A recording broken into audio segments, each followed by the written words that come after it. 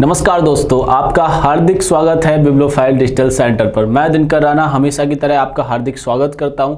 आज हम लोग जो डिस्कस करने वाले हैं एनटीपीसी का मॉक टेस्ट सोल्यूशन करने वाले हैं और देखते हैं पहला क्वेश्चन क्या है। देखिए, यदि आरबीआई द्वारा नगद आरक्षण अनुपात कम लिया जाए तो उसका प्रभाव साख निर्माण पर क्या होगा। जैसे कैश रिजर्व रेशियो की बात की जा रही है इसमें, ठीक है। किसकी बात की जा रही है? कैश रिजर्व रेशियो की बात की जा रही है। इसका मतलब समझते हैं क्या होता है कैश रिजर्व रेशियो। आरबीआई क्या करती है, जो कमर्शियल बैंक होते हैं उनसे कुछ मनी लेती है, अपने पास रिजर्व रखती है।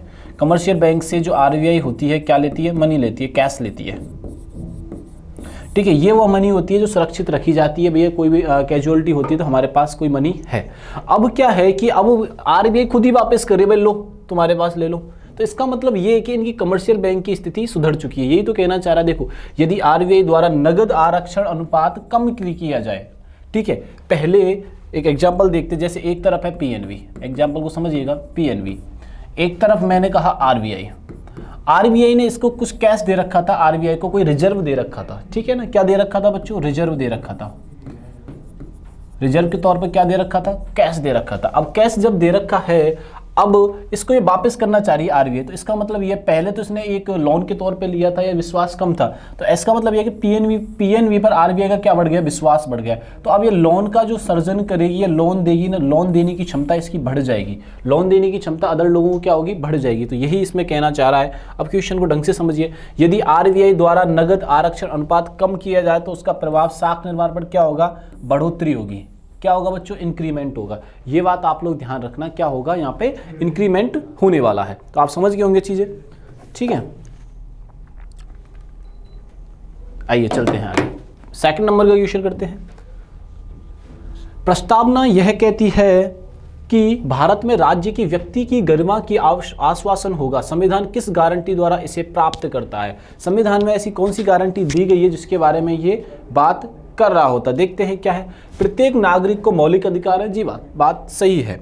प्रत्येक नागरिक को आजीविका के लिए पर्याप्त साधन उपलब्ध कराना, ये थोड़ा सा कम पावरफुल है, लेकिन जो मेन आंसर है वो अभी तक यही है, पावरफुल होता है। दूसरा क्या है? प्रत्येक व्यक्ति के कार्य करने की सही तथा मानवीय दशाएं, लिंग को निरपेक्ष रखकर प्रत्येक व्यक्ति को समान कार्य के लिए समान वेतन, ठीक है। तो यहाँ पे जो आंसर होगा इस क्वेश्चन के अनुसार, ये प्रस्तावना यह कहती है कि भारत में राज्य की व्यक्ति की गरिमा का आश्वासन होगा। संविधान किस गारंटी द्वारा इसे प्राप्त करेगा? तो इसे प्राप्त किया जाएगा प्रत्येक नागरिक को मौलिक अधिकार, equal fundamental right to each citizen, ठीक है। तो आंसर हमारा यहां से क्या हो जाएगा? ए आंसर होने वाला है। आगे चलते। According to article D every person shall have to right, ठीक है। अब देखो, ये कोई क्वेश्चन तो नहीं बनाया, लेकिन पीवाईक्यू आया हुआ है तो अपन लेते हैं इसको कि कोई भी ये जो आर्टिकल है क्या अधिकार देता है? To safe drinking. अरे भाई, और मैं आपको ये बोल देता हूँ, इसको हटा देते हैं अपन थोड़ी देर के लिए। आर्टिकल जो हमें क्या अधिकार देते हैं, ठीक है। पेयजल को सुरक्षित रखना हमारे एक सामान्य कर्तव्य बनता है।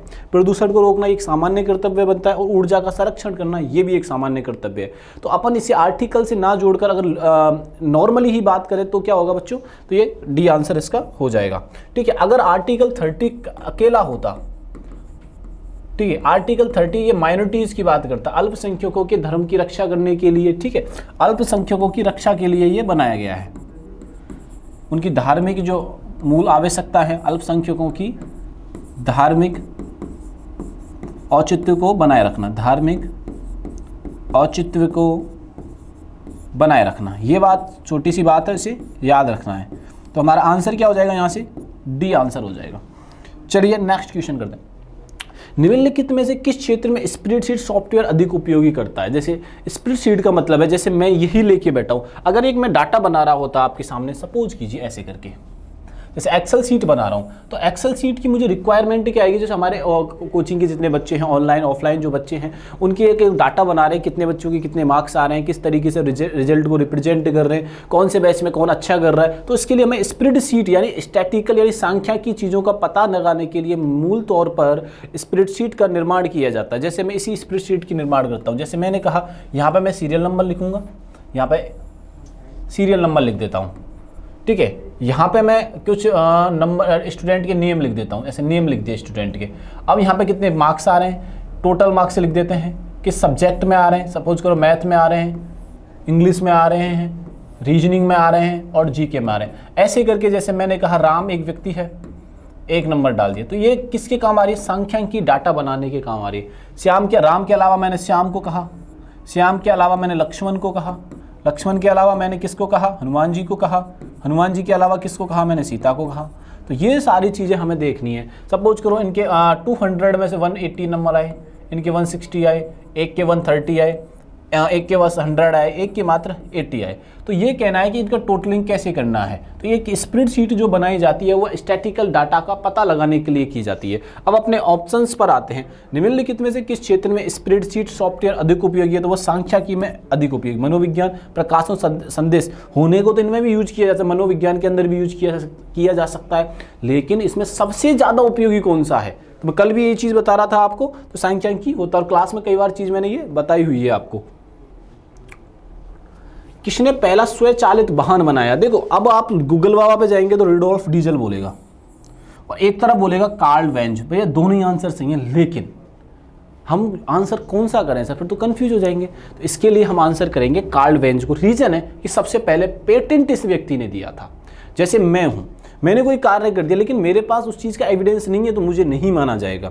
तो हर व्यक्ति लिखित में या कुछ ना कुछ पेटेंट या कुछ ना कुछ एविडेंस के तौर पे मानना होता है। जैसे अर्थशास्त्र के बारे में हम कौटिल्य में भी पढ़ते हैं, ठीक है, लेकिन 1776 में अब द नेशन की जो बुक आती है उसको अपन क्या मानते हैं? फादर या पहली बुक मानते हैं, क्योंकि वो एविडेंस के तौर पर कुछ है। तो ऐसे ही करके जैसे मॉडर्न ओलंपिक की बात करें तो 1896 में प्रारंभ होते हैं, लेकिन 1776 ईस्वी पूर्व ही ओलंपिक यूनान में प्रारंभ हो गए थे, मॉडर्न ओलंपिक के तौर पे मानते। ऐसे ही करके जो कार्ल वेंज हैं उन्होंने पेटेंट दायर किए, वो पेटेंट मतलब कि पेटेंट करवाया था, ये बात ध्यान रखना। तो इसके कारण इनका नाम लेंगे हम, किनका नाम लेंगे? कार्ल वेंज का। और कई लोग रुडोल्फ डीजल कर देंगे, ये भी गलत नहीं है, लेकिन इन दोनों में से अगर किसी एक को चुनना होगा तो हम डी को चुनेंगे। रीजन है हमारे पास पेटेंट का होना।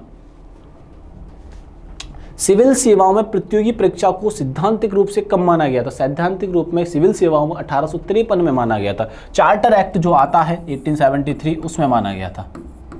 चार्टर एक्ट जो आया था उसमें माना गया था, ठीक है। अब आपसे मैं पूछता हूं उस टाइम के गवर्नर कौन है? ये बात आप लोग यहां से ध्यान रखना, गवर्नर कौन है, उनका नाम आपको कमेंट बॉक्स में बताना है, ठीक है जी। आओ नेक्स्ट पे चलते हैं। सुमेलित कीजिए। अब सुमेलित करना है कि कौन किससे संबंधित है और कौन किससे संबंधित नहीं है, ये बात आप लोग यहाँ से ध्यान रखना। जैसे मैंने कहा विनेगर, हमसे क्या पूछा जा रहा है बच्चों? विनेगर किससे संबंधित है? विनेगर किससे संबंधित है? एसेटिक एसिड से संबंधित है। विनेगर किससे संबंधित है? एसेटिक से संबंधित है। चलो आओ देखते हैं, विनेगर किससे है? एसेटिक से। ऑरेंज किससे है? सिट्रिक से। अब दो ही चीज़ अपन को आती है, मैं बोल रहा हूँ कि आगे तो हमें आता ही नहीं है। विनेगर किस में आता है? एसिटिक में आता है, इतना ही हमें पता है। मैं ये बोल रहा हूँ आगे की चीज़ हमें आई नहीं रही है। ऑरेंज में चलते हैं, ऑरेंज में कौन सा होता है? सिट्रिक होता है। ये लो, टोमेटो में बाद में बात करें, पहले इन्हीं दो ऑप्शन अपन को दो। मैं हमेशा ऐसे क्वेश्चंस को ऑप्शन से एलिमिनेट करने की कोशिश किया करो। जैसे मैंने कहा विनेगर एसिटिक से संबंधित है, ए का क्या है? थर्ड। तो अब यहाँ पे आओ, ए पे थर्ड क्या है? पहले देखो ए पे थर्ड कौन कौन से ऑप्शन है? बी एंड सी हैं। कौन कौन से हैं बच्चों? बी एंड सी हैं। ये बात आप लोग यहाँ से ध्यान रखिएगा। ये क्या याद रखना है आपको? ध्यान रखना है। ये देखो ये ऑप्शन कट हो गया और ये ऑप्शन कट हो गया, दो ऑप्शन तो कट हो गए। अब ये, अब आगे चलते हैं कि बी में क्या जा रहा है? ए में। अब देखो बी में क्या है? ये है, तो ये ऑप्शन भी कट हो गया। तो आगे की जानकारी लेने की हमें आवश्यकता है क्या? ये एक बात बताओ। ऐसे क्वेश्चन जब बच्चे अपन से पूछने आते हैं डाउट काउंटर पे या कहीं पे जब मिल जाते हैं तो वो बोलते हैं सर इन क्वेश्चन को टाइम बचाने का तरीका क्या है? तो इसमें सबसे बेस्ट क्या है कि स्टार्टिंग की दो चीज़ें देखो फिर ऑप्शन एलिमिनेट करो यहाँ से। जैसे मैंने किया, मैं आगे देखने की कोई आवश्यकता ही नहीं है, यही मेरा ऑप्शन हो गया। देखो ये सही हो गया और ये सही हो गया। यहाँ पे ये रास्ता तो ओपन था लेकिन ये रास्ता बंद हो गया, आगे मुझे देखने की कोई आवश्यकता नहीं है। टर्मिनेट क्या हो जाएगा? 4, टायट्रिक हो जाएगा। अब देखो सी में 4 ये भी सही आ रहा है, अब डी में 2 आ रहा है। टोमेटो में कौन सा होता है? ऑक्सैलिक होता है। ये लो, ऑटोमेटिक सारे क्वेश्चन सही हो रहे हैं। तो हमारा आंसर क्या हो जाएगा? यहाँ से बी आंसर हो जाएगा। हमारा आंसर क्या हो जाएगा? बी हो जाएगा। धसे हुए रंध्र पाए जाते हैं, धसे हुए जो रंध्र हैं वो पाए जाते हैं मरुविद पौधों में, ठीक है। जो रेगिस्तान में जीरोफाइट्स जो होते हैं, रेगिस्तान या थार के मरुस्थल में जो ये पाए जाते हैं, ये यहाँ पे पाए जाते हैं थार वाले रेगिस्तान में। ये बात आप ध्यान रखना, राजस्थान के अंदर पाए जाते हैं थार के इंडिया के पॉइंट ऑफ व्यू से बात कर रहा हूँ मैं, भारत के पॉइंट ऑफ व्यू से बात कर रहा हूँ मैं। थार या मरुस्थल के जो रेगिस्तान है, मरुस्थल का रेगिस्तान, वहां पे ये पाए जाते हैं, ठीक है। इन्हें पानी की आवश्यकता, बहुत शुष्क पौधे होते हैं। कैसे पौधे होते हैं? शुष्क पौधे होते हैं। इन्हें पानी की आवश्यकता बहुत ही कम पड़ती है। पानी की आवश्यकता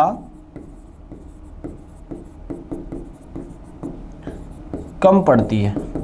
ये बात आप लोग यहाँ से ध्यान रखिएगा।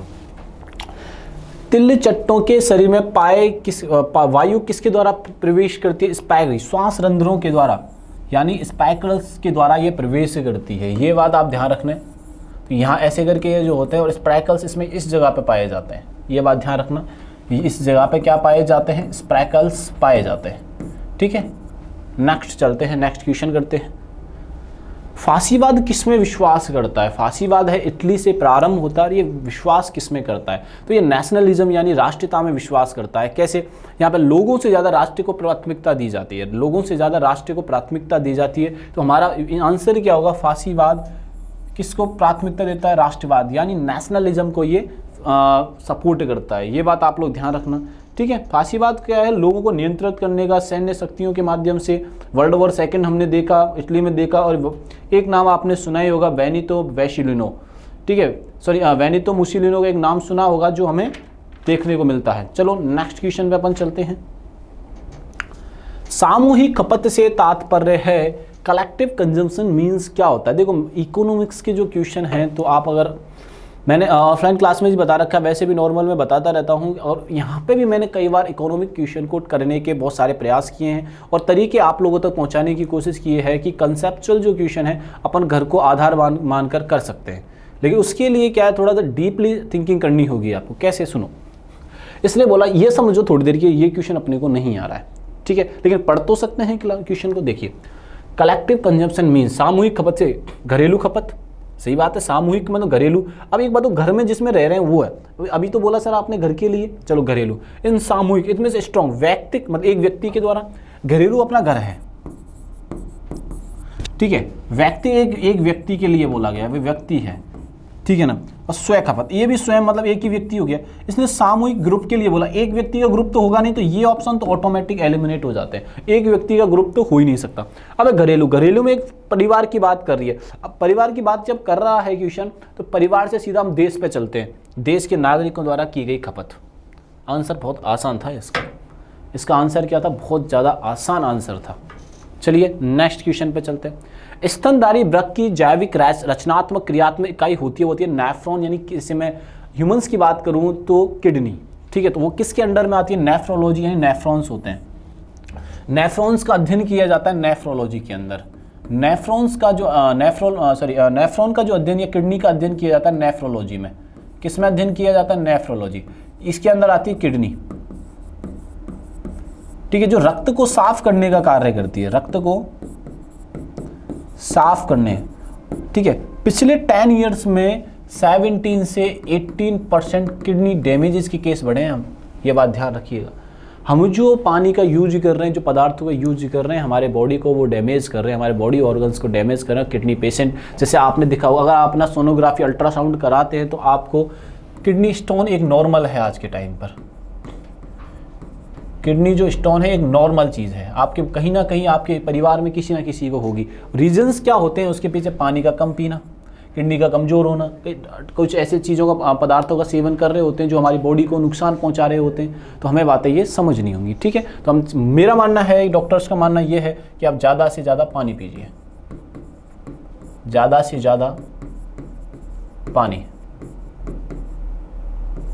वाटर का आप सेवन कीजिए, आपको अगर ये ऑर्गन सेफ रखना है तो। चलो, निम्नलिखित में से कौन सा एक भारत में ज्वारीय ऊर्जा के दोहन का एक क्षेत्र है?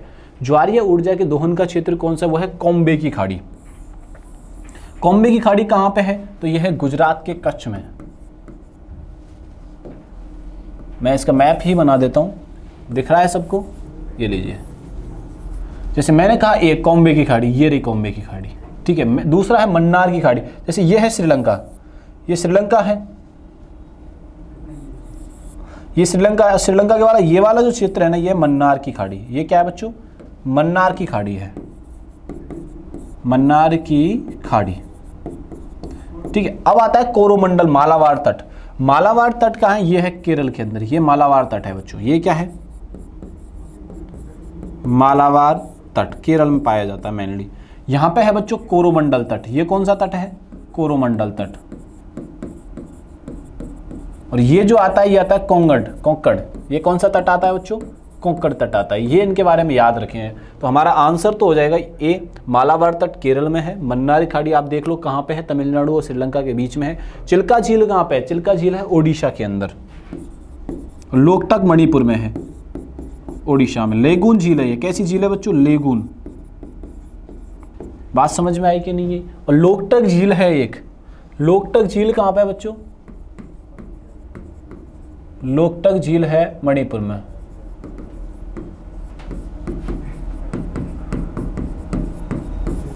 ठीक है जी, आओ। साइकेस के प्रवाल मूल किसमें सहायक होते हैं? साइकेस के जो प्रवाल हैं वो किसके लिए काम करते हैं, किसमें सहायक हैं? मूल रूप से जल के अवशोषण में, जब जल के अवशोषण और नाइट्रोजन स्थिरीकरण के लिए, या स्थान के लिए, भोजन परिवहन के लिए। ये जल के लिए और नाइट्रोजन के स्थिरीकरण के लिए सबसे ज़्यादा उपयोगी होते हैं। ये बात आप लोग यहाँ से ध्यान में रखिएगा। चलिए नेक्स्ट क्वेश्चन करते हैं। कैलटेक भूकंप विज्ञानी जिन्होंने भूकंप की तीव्रता के मापने के पैमाने का आविष्कार किया, तो उसका नाम था रिक्टर, वो चार्ल्स रिक्टर। रिक्टर स्केल बनाने वाले कौन थे? Charles Richter. और सबसे ज़्यादा अभी इसका यूज किया जाता है चार्ल्स रिक्टर, यानी रिक्टर स्केल का। रिक्टर ये किस लिए यूज किया जाता है? ये भूकंप को मापने के लिए किया जाता है। किसको मापने के लिए किया जाता है? भूकंप को। भूकंप की जो तरंगें निकलती है इसे PSL तरंगें कहते हैं। भूकंप की तरंगें कौन सी हैं? PSL। P का मतलब क्या है? प्राइमरी, ठीक है ना। S का मतलब क्या है? सेकेंडरी। और L का मतलब क्या है बच्चों? लव तरंगें। L का मतलब क्या है? लव तरंगें। बात समझ में आई कि नहीं आई? L का मतलब क्या है बच्चों? लव तरंगें। बात समझ में आई कि नहीं? ये 3 तरंगों का मापन किया जाता है रेक्टर स्केल। इससे पहले जो यूज किया जाता था, ये हाँ, इनका मैं एक पैरामीटर बताता हूँ। 1 से लेकर 10 तक मापन होता है। इससे पहले जो यूज होता था रिक्टर स्केल से पहले जो स्केल यूज होता था उसका नाम था मार्केली। इसका मेजरमेंट कितना था? 1 से लेकर 10। लेकिन मार्केली का जब यूज किया जाता था तो मार्केली पे जो नापा जाता था उसमें मेजरमेंट था 1 से 12। तो 1 से 12 जब अंकन किया जाता था तो दिक्कत आती थी। तो इसलिए ये सफलता सबसे ज़्यादा जो उपयोग होने जाने लगा, कौन सा स्केल यूज होने लगा, तो वो है रिक्टर। और उससे पहले कौन सा होता? मार्केली। और फेलियर के पीछे था इसका 1 से लेकर 12 तक नंबर का होना। निम्नलिखित में से कौन सा निर्यात अधिशेष का सबसे उपयुक्त कारण है? अधिशेष का क्या है? उपयुक्त कारण है। Which of the following is the most appropriate cause of export surplus? देश के निर्यात को बढ़ावा देने के मूल्य, देश की कड़ी आयात नीति, राष्ट्रीय तथा अंतर्राष्ट्रीय बाजार के क्षेत्र में विकास, या इनमें से कोई नहीं। हमसे पूछा गया है कि निम्नलिखित कौन सा जो निर्यात है यानी एक्सपोर्ट का अधिशेष क्या है। ठीक है, अधिशेष क्या है? अब ये बात ये समझने वाली बहुत ज़्यादा इंपॉर्टेंट हो जाती है कि किस तरीके से इस क्वेश्चन का आंसर करना है। ठीक है, तो देखो एक्सपोर्ट जो हो रहा है, एक्सपोर्ट और इंपोर्ट का मतलब समझते हैं पहले काम। तो एक्सपोर्ट का मतलब क्या है? एक्सपोर्ट का मतलब समझिए, जैसे एक तरफ हमारा भारत देश है, एक तरफ कौन सा देश है? हमारा भारत है। भारत क्या है? अभी अनाज का या बाजरे का सबसे अधिक उत्पादन कर रहा है। ठीक है, मैं ऐसे बोलूँ बाजरे का या चावल का या राइस का उत्पादन कर रहा है सबसे ज़्यादा। नहीं, नंबर 1 तो चाइना है, राइस। और राइस ये सेल किसको कर रहा है? श्रीलंका को कर रहा है। राइस सेल किसको कर रहा है? श्रीलंका को कर रहा है। तो ये हमारा क्या हो गया? ये राइस किसको दिए? श्रीलंका को। तो ये तो हो गया एक्सपोर्ट। मतलब कि भारत के द्वारा किसी अन्य देश को कोई माल का सेल करना ही क्या कहलाता है? एक्सपोर्ट होता है। इंपोर्ट क्या होता है? किसी दूसरे देश से कोई चीज़ मंगाना। इसको हिंदी में तो बोलते हैं निर्यात, और इसको बोलते हैं हम लोग आयात। किसी दूसरे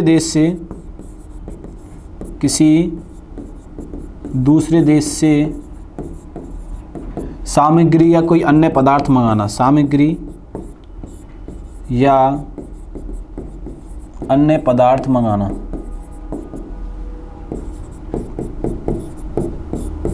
बात समझ में आई कि नहीं आई? ठीक है, तो राष्ट्रीय, नेशनल और इंटरनेशनल बाजार के क्षेत्र में विकास करना, development in national and international market. तो ये क्या करेगा? ये निर्यात अधिशेष का कारण बनेगा। ठीक है, उपयुक्त कौन सा है? नेशनल और इंटरनेशनल चीज़ों पे ध्यान देना। राजीव गांधी की प्रथम मृत्यु दिवस किस प्रकार मनाया जाता है? जैसे राजीव गांधी की जयंती मनाई जाती है, यानी कि उनके जन्म तिथि के, और मृत्यु के दिन क्या मनाते हैं? तो मृत्यु के दिन जो मनाते हैं राजीव गांधी, वो मनाते हैं आतंकवाद निरोध दिवस। ठीक है, एंटी टेररिज्म डे। ये बात आप लोग यहाँ से ध्यान रखना, ठीक है। आओ, इनकी जो हत्या होती है वो कब होती है? 21 मई 1991 में होती है। तब से इनकी पुण्यतिथि मनाना प्रारंभ कर दिया था। तो ये ध्यान रखना, डेट अगर पूछ ले आपसे 21 में। और आपको ये बताना है कि कौन से नंबर के ये प्राइम मिनिस्टर है, कौन से नंबर के क्या है ये प्राइम मिनिस्टर है हमारे देश के। एक और चीज़ इनके बारे में बता दूं मैं, राजीव गांधी नाम से के खेल पुरस्कार दिया जाता था। राजीव गांधी खेल पुरस्कार, राजीव गांधी खेल पुरस्कार, ये भारत का सर्वोच्च पुरस्कार था बच्चों। क्या था? भारत का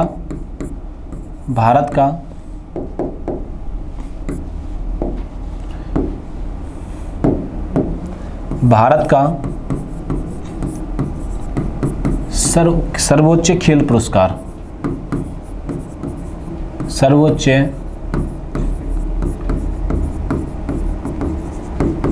खेल पुरस्कार। लेकिन इसका अभी नाम चेंज कर दिया गया है, मेजर ध्यानचंद खेल रत्न पुरस्कार कर दिया गया है। मेजर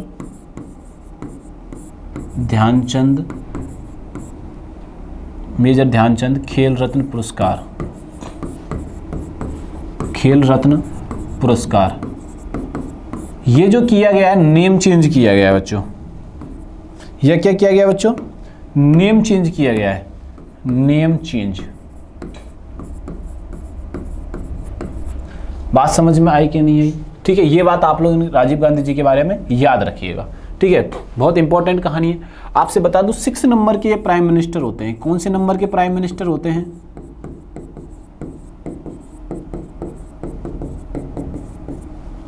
कौन से नंबर के प्राइम मिनिस्टर होते हैं? 6 नंबर के भारत के। और मरणोपरांत, मरने के बाद सबसे कम उम्र में इनको भारत रत्न से सम्मानित किया गया था। मरणोपरांत सबसे कम उम्र में, सबसे कम उम्र में, सबसे कम उम्र में भारत रत्न से सम्मानित किया गया था। भारत रत्न क्या है? भारत का सर्वोच्च पुरस्कार है ये। ठीक है, भारत रत्न से सम्मानित, ये बहुत फैक्ट है बेटा, सारे क्वेश्चन पूछे गए। भारत रत्न से सम्मानित किया गया था। और ओवरऑल बात की जाए आपसे कि भारत में सबसे कम उम्र में भारत रत्न विजेता कौन है, तो सबसे कम उम्र में, सबसे कम उम्र में भारत रत्न विजेता सचिन तेंदुलकर साहब हैं। भारत रत्न विजेता, सबसे कम उम्र में भारत रत्न विजेता सचिन तेंदुलकर।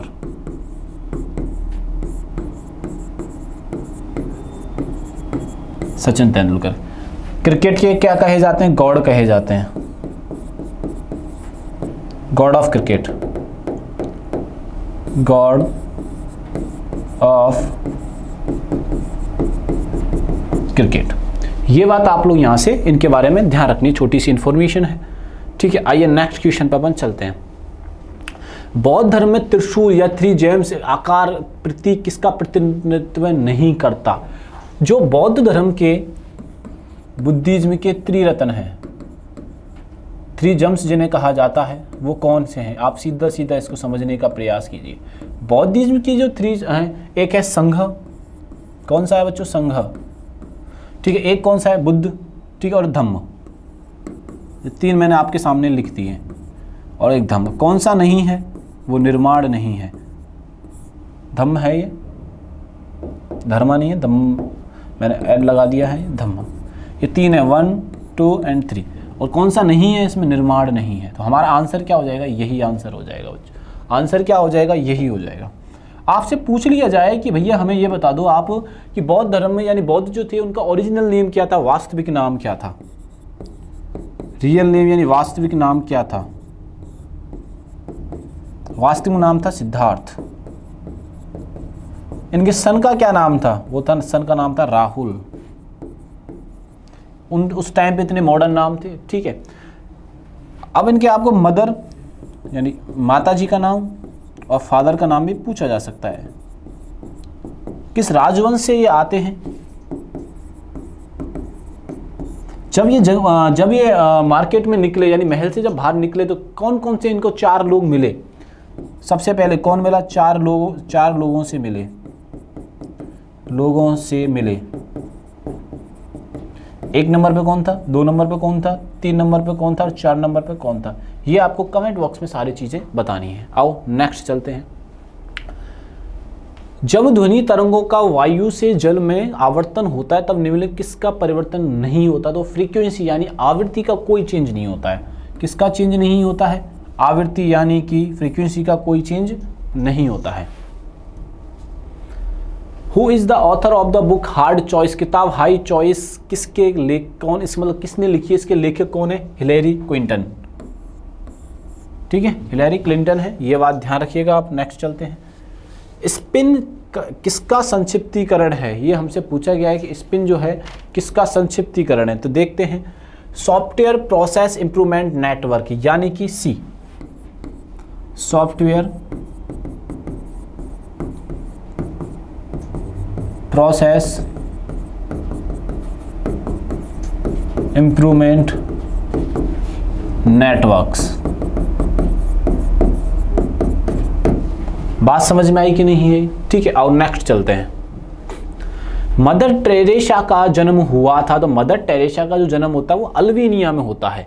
मदर टेरेसा का जन्म कहाँ होता है? अल्बानिया में होता है। मदर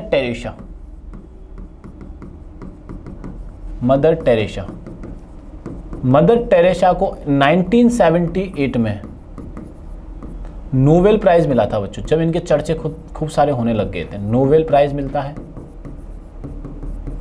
किसके लिए मिलता है? पीस के लिए मिलता है। किसके लिए मिलता है? शांति बनाए रखने के लिए। पहला भारत को नोबेल शांति में जो मिला, इन्हीं को मिला था।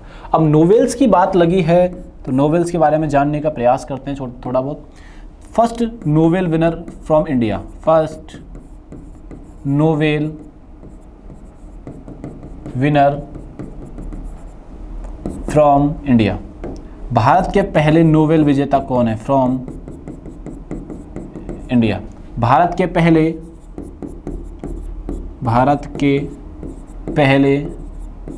नोबेल विजेता कौन थे? वो थे रविंद्रनाथ टैगोर, नोबेल विजेता। नाम क्या है बच्चों इनका? तो नाम है इनका रविंद्रनाथ टैगोर। रविंद्रनाथ टैगोर। किस में मिलता है इनको? लिटरेचर में मिलता है। किस में मिलता है? लिटरेचर में पहला इनको, यानी कि साहित्य में पहला नोबेल मिलता है। ये नॉन यूरोपियन पर्सन थे। फर्स्ट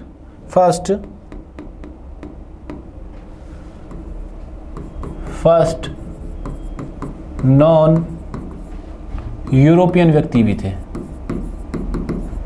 साहित्य की जगत में। कब मिला था? 1913 में, 1913 में मिलता है, 1930 में मिलता है। ये बात आप लोग ध्यान रखना। ठीक है, ठीक है, ये थोड़ी सी इंफॉर्मेशन। अब नोबेल प्राइज किसके नाम पर दिया जाता है? नोबेल प्राइज अल्फ्रेड नोबेल के नाम पर दिया जाता है। नोबेल प्राइज जो दिया जाता है किसके नाम पर दिया जाता है? तो अल्फ्रेड नोबेल के नियम पर दिया जाता है। Alfred Nobel. ये बात आप लोग यहां से ध्यान रखना। पहला जो नोबेल पुरस्कार दिया जाता है वो कब दिया जाता है? फर्स्ट नोबेल प्राइज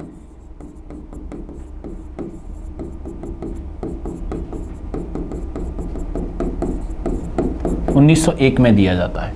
अब दूसरी बात क्या आती है इनसे रिलेटेड? अनाउंसमेंट कब होती है? घोषणा कब होती है नोबेल प्राइज देने की? तो ये होती है 5 अक्टूबर को। Announcement give to Nobel prize 5 अक्टूबर को। लेकिन गिवन कब किए जाते हैं? तो ये 10 दिसंबर को गिवन किए जाते हैं। कब गिवन किए जाते हैं? 10 दिसंबर को किए जाते हैं। तो ये बेसिक इन्फॉर्मेशन है नोवेल्स की, ये बात आप लोग यहाँ से ध्यान रखना। आपसे एक और क्वेश्चन पूछा जा सकता है कि किस देश ने सबसे ज़्यादा नोवेल जीते हैं, भारत की तरफ से टोटल कितने हैं, किस फैमिली ने सबसे ज़्यादा जीते हैं। तो ये मैं आपको क्लास में सारी चीज़ें करा चुका हूँ। तो नेक्स्ट चलते हैं। 20 अगस्त किस रूप में मनाया जाता है? तो सद्भावना दिवस के रूप में मनाया जाता है। किस रूप में मनाया जाता है? अब ये बताना है कि सद्भावना दिवस में पहले डिस्कस कर चुका हूँ उनके बारे में। सद्भावना जो दिवस है, सद्भावना दिवस किसका जन्म दिवस है, किसकी जयंती है? मैं डिस्कस कर ही चुका हूं इसी पेपर में इनके बारे में। कब मनाया जाता है ये? 20 अगस्त को। ठीक है जी, आओ चलते हैं नेक्स्ट। मालदीव पर कब्जा करने वाला पहला चोल राजा कौन था? तो मैंने कल डिस्कस जब कर रहा था तो आपको मैंने बताया था कि सबसे चोल राजाओं में सबसे शक्तिशाली राजा जो होता है राजराज प्रथम होता है। कौन होता है? राजराज। और चोल राजवंश की जो स्थापना करता है वो विजयालय चोल होता है। संस्थापक कौन था? विजयालय चोल थे संस्थापक। कौन थे बच्चों? ये संस्थापक होते हैं।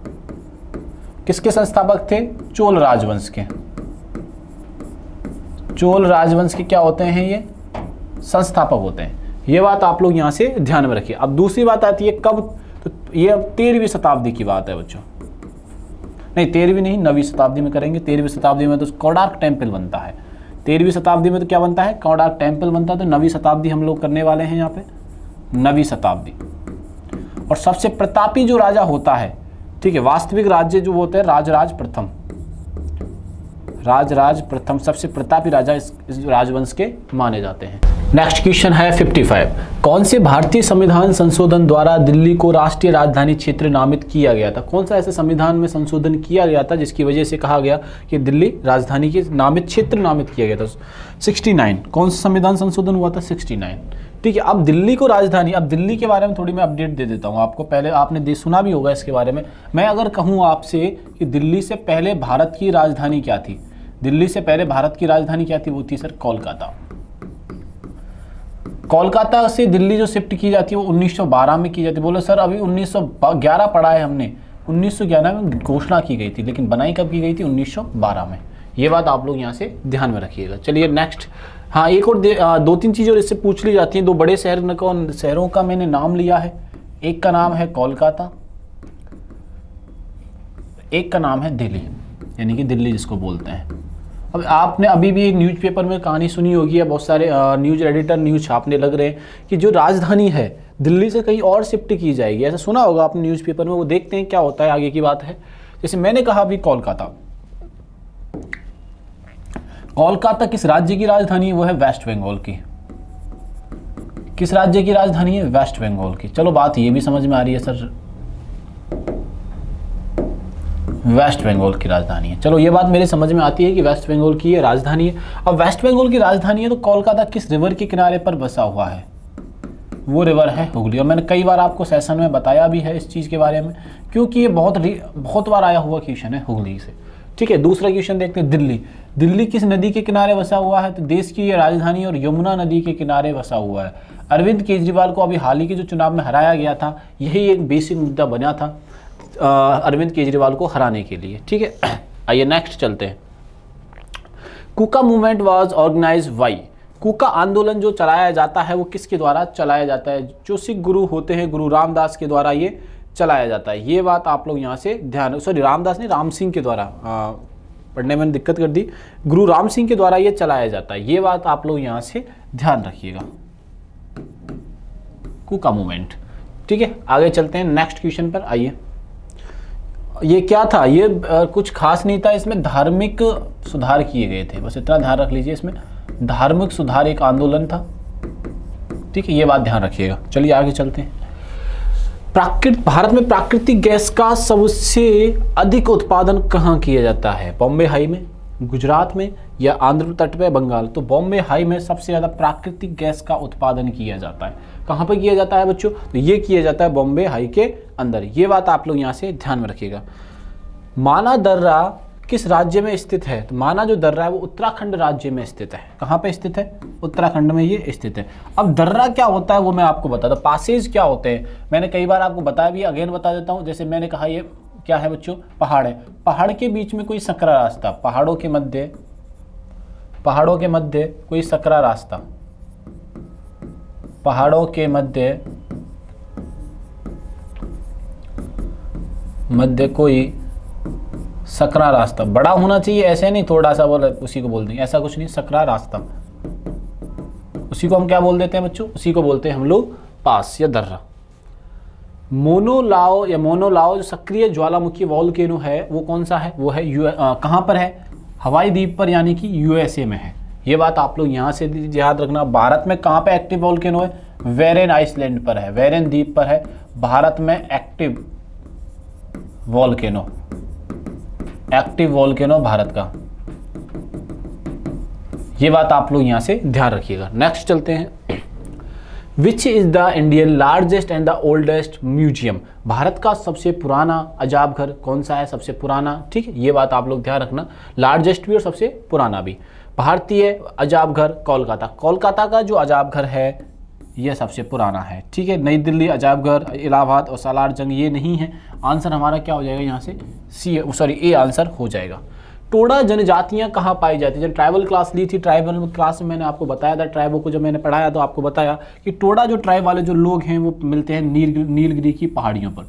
कहाँ पे मिलते हैं, नीलगिरी की पहाड़ियों पर। नीलगिरी की जो पहाड़ियाँ हैं वो,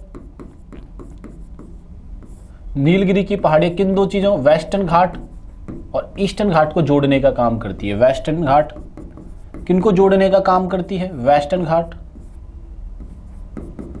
वेस्टर्न घाट और ईस्टर्न घाट को जोड़ने का काम करती है।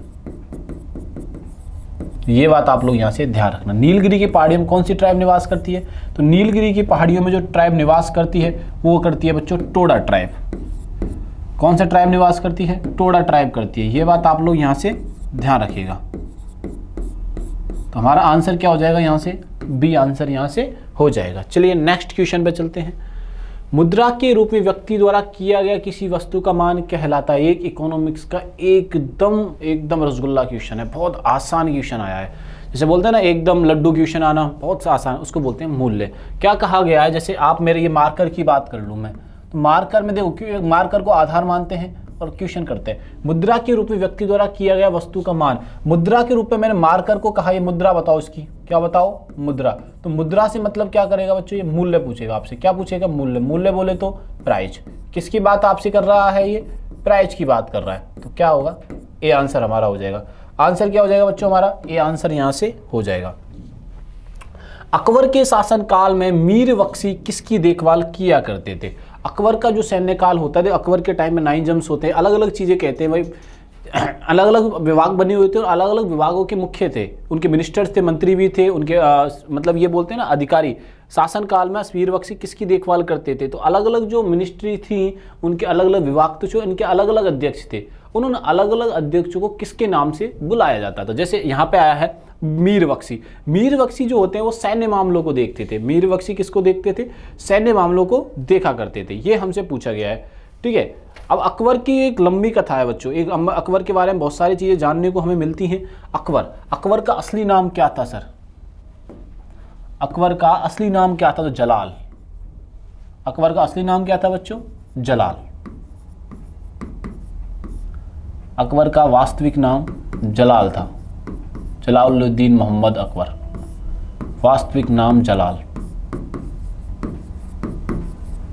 ठीक है। जलाल के नाम से बुलाया जाता था, जैसे जलालुद्दीन मोहम्मद अकबर, ठीक है। अदर नाम भी लिख देता हूं, जलालुद्दीन मोहम्मद अकबर, जलालुद्दीन मोहम्मद अकबर। इस व्यक्ति का जो जन्म होता है, इस व्यक्ति का जो जन्म होता है कब होता है, 1542 में होता है। जन्म कब होता है, 1542 में होता है। लेकिन और इसका राज्य अभिषेक जो किया जाता है 1556 में।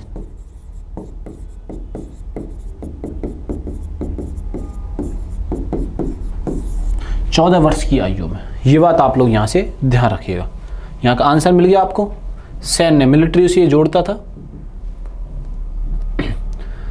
नीति आयोग का मुख्यालय कहाँ है, तो नीति आयोग का मुख्यालय है नई दिल्ली में। नीति आयोग का मुख्यालय कहाँ पर है बच्चों, नई दिल्ली में है। उत्तर पश्चिम ऑस्ट्रेलिया में उग्र उष्णकटिबंधीय परिक्रमी तूफान को क्या कहा जाता है, तो विली विली कहा जाता है। इसे क्या कहा जाता है बच्चों, विली विली कहा जाता है, ठीक है। आपको कमेंट बॉक्स में बताना है कि हुरिकेन कहाँ का है, टाइफून कहाँ का है, ये आपको कमेंट बॉक्स में बताने हैं, क्योंकि थोड़े आप लोग भी एक्टिव रहा कीजिए। हाल ही में रिलायंस कंज्यूमर प्रोडक्ट्स द्वारा लॉन्च की गई स्पोर्ट्स ड्रिंक का नाम क्या है। स्पोर्ट्स ड्रिंक का जो नाम है वो है स्पिनर। क्या है बच्चों, स्पिनर। इस नई ड्रिंक का जो नई ड्रिंक जो लॉन्च की है उसका नाम स्पिनर रखा गया है। कौन सा राज्य 2027 राष्ट्रीय खेलों के 39वें यानी 39वें संस्करण की मेजबानी करेगा। ये हमसे बच्चों पूछा गया, तो कौन सा करने वाला है ये आप बताओ जल्दी से। ठीक है, तो इसका जो करने वाला ना उत्तराखंड है ना असम है, कौन सा करने वाला राज्य है? मेघालय। आगे चलते हैं। निम्नलिखित में से कौन आईसीसी चैंपियंस ट्रॉफी 2025 के लिए राजदूत नहीं है? इसके अलावा एक सरफराज भी था, शिखर धवन था, टिम साउदी थे, सैम वॉटसन थे। महेंद्र सिंह धोनी को नहीं चुना गया था आईसीसी चैंपियंस ट्रॉफी 2025 के राजदूत के रूप में। तो आंसर क्या हो जाएगा? हमारा आंसर हो जाएगा महेंद्र सिंह धोनी। सोहेली अख्तर भ्रष्टाचार के आरोप में प्रतिबंधित होने वाली पहली महिला क्रिकेटर बन गई हैं। सोहेली अख्तर राष्ट्रीयता का क्या है, मतलब किस देश से ये बिलोंग करती हैं? तो ये देश का नाम है बांग्लादेशी हैं। ये किससे हैं? बांग्लादेश से बिलोंग करती हैं। नई दिल्ली 12वीं अखिल भारतीय पेंशन अदालत की अध्यक्षता किसने की है? तो ये की है जितेंद्र सिंह ने। किसने की है बच्चों? जितेंद्र सिंह ने। ऐसे करके हमने एनटीपीसी के 40 क्वेश्चनों को एनालिसिस किया। तो चैनल को सब्सक्राइब करना है, वीडियो को लाइक एंड शेयर करना नहीं भूलना है। तब तक के लिए थैंक यू, धन्यवाद।